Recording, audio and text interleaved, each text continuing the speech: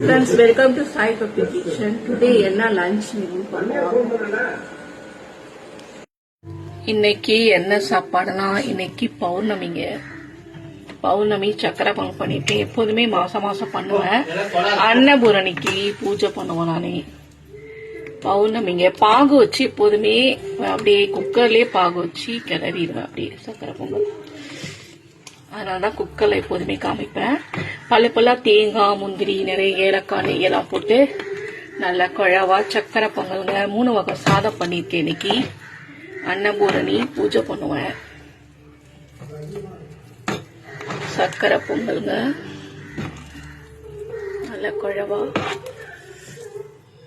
நிறைய நெய்யெல்லாம் ஊற்றி பாகு வச்சு கலர்னதுனால 2 நாள் வரைக்கும் கெட்டு போகாது.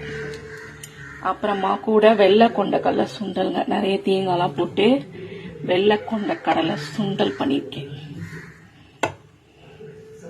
வெள்ளை கொண்ட கடலை சுண்டல். அப்புறம் தேங்காய் சாதங்க.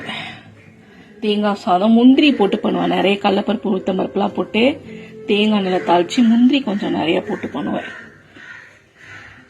தேங்காய் சாதம் நல்லா போலனே தேங்காய் சாதம். அப்புறம் கூட லெமன் ரைஸ் நல்லா ஊற்றி நிறைய கடலைப்பருப்பு உளுத்தம் பருப்புலாம் போட்டு நல்லா வாசமா லெமன் ரைஸ்ங்க நல்லா போலனே.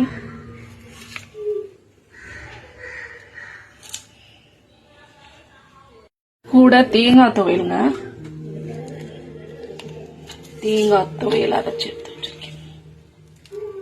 இவ்வளவுதாங்க இன்னைக்கு என்னோட சிம்பிளான லஞ்ச். நாளைக்கு ஒரு சூப்பரான மெனுல நான் உங்களை மீட் பண்றேன். Okay bye.